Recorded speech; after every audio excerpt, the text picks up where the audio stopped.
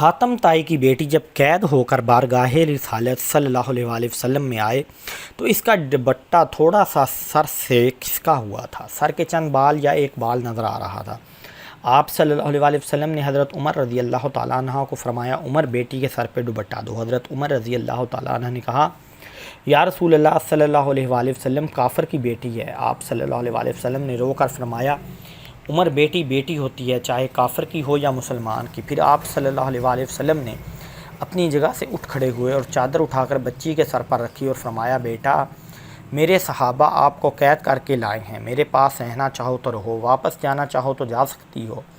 وہ لڑکی کہتی ہے، میں واپس جانا چاہتی ہوں۔ آپ صلی اللہ علیہ وآلہ وسلم پر میرے ماں باپ بھی قربان۔ آپ صلی اللہ علیہ وآلہ وسلم نے صحابہ کی ڈیوٹی لگائی۔ 2 دن اور 2 راتیں کے بعد آپ صلی اللہ علیہ وآلہ وسلم کے پاس صحابہ دروازے پر پہنچے، دروازہ کھٹکھٹایا، اندر سے عتی بن حاتم یعنی حاتم کا بیٹا باہر آیا۔ جب بہن کو غیر محرم صحابہ کے ساتھ دیکھا تو غصے میں آ گیا۔ پہلا سوال بہن سے پوچھا کہ مسلمانوں کا نبی کیسا ہے؟ بھاگ کر آ گئی ہو؟ بائی کے منہ پر ہاتھ رکھ کر کہتی ہے، بائی، غلط لفظ سے منہ سے نہ نکالنا، میرا باپ بھی میری عزت کی حفاظت نہیں کر سکتا تھا جو محمد عربی صلی اللہ علیہ وآلہ وسلم نے کی ہے۔ ان سے پوچھا، ان صحابہ کا کردار کیسا ہے؟ کہنے لگی، نماز وقت ہوتا ہے تو نماز پڑھتے ہیں، میں نے ان کا چہرہ نہیں دیکھا، انہوں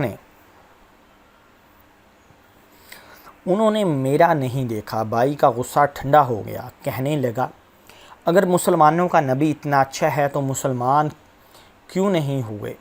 لڑکی کہنے لگی کہ دل چاہتا تھا کہ مسلمان ہو جاؤں، پھر سوچا کہیں بائی جہنمی ہو کر نہ مر جائے، تمہیں لینے آئی ہوں، آؤ دونوں بہن بھائی نبی کریم صلی اللہ علیہ وآلہ وسلم کے قدموں کو چوم کر جنت کی بہانے نہ لوٹ لیں۔ حضرت ابو بکر رضی اللہ تعالیٰ عنہ پہلے شخص ہیں جنہوں نے رسول اکرم صلی اللہ علیہ وآلہ وسلم سے آپ کی نبوت پر دلیل طلب کی۔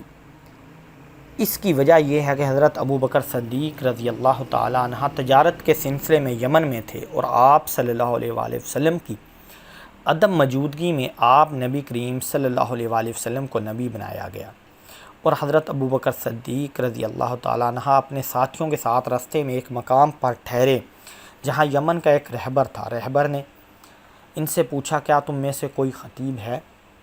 انہوں نے کہا، ہاں، اور انہوں نے حضرت ابو بکر رضی اللہ تعالیٰ عنہ کی طرف اشارہ کیا۔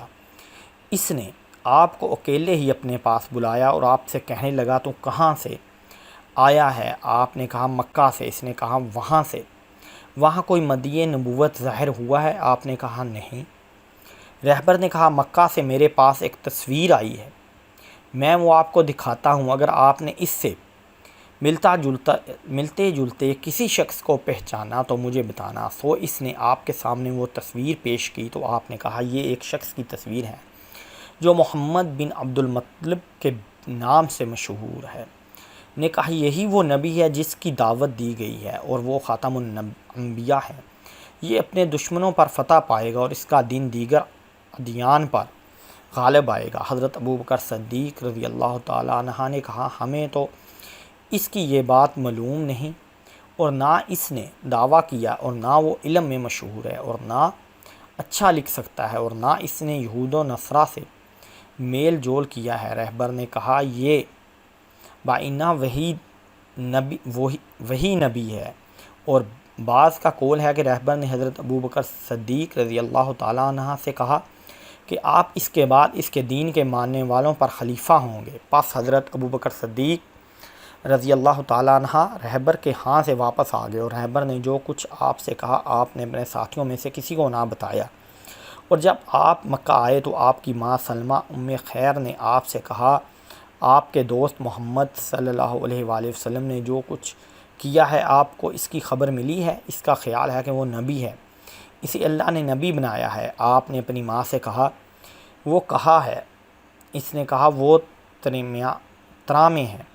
حضرت ابو بکر صدیق رضی اللہ تعالیٰ عنہ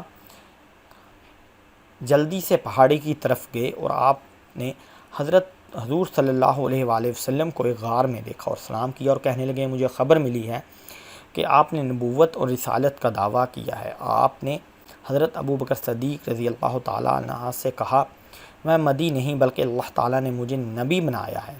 حضرت ابو بکر صدیق رضی اللہ تعالیٰ عنہ نے آپ سے پوچھا کہ آپ کے صدق کی دلیل کیا ہے؟ آپ صلی اللہ علیہ وآلہ وسلم نے پوچھا کیا تو نے میرا کوئی جھوٹ دیکھا ہے؟ آپ نے کہا قسم با خدا نہیں، مگر یہ بات دلیل کے بغیر قبول نہیں کی جائے گی۔ نبی کریم صلی اللہ علیہ وآلہ وسلم نے فرمایا اس کی دلیل وہ بات ہے جو رہبر نے آپ سے کہی ہے۔ حضرت ابوبکر صدیق رضی اللہ تعالیٰ عنہ نے کہا میں گواہی دیتا ہوں کہ اللہ کے سوا کوئی معبود نہیں اور آپ اللہ کے رسول ہیں، اور میں اس بات میں آپ کا پہلا پیروکار ہوں۔ سبحان اللہ، سبحان اللہ، سبحان اللہ۔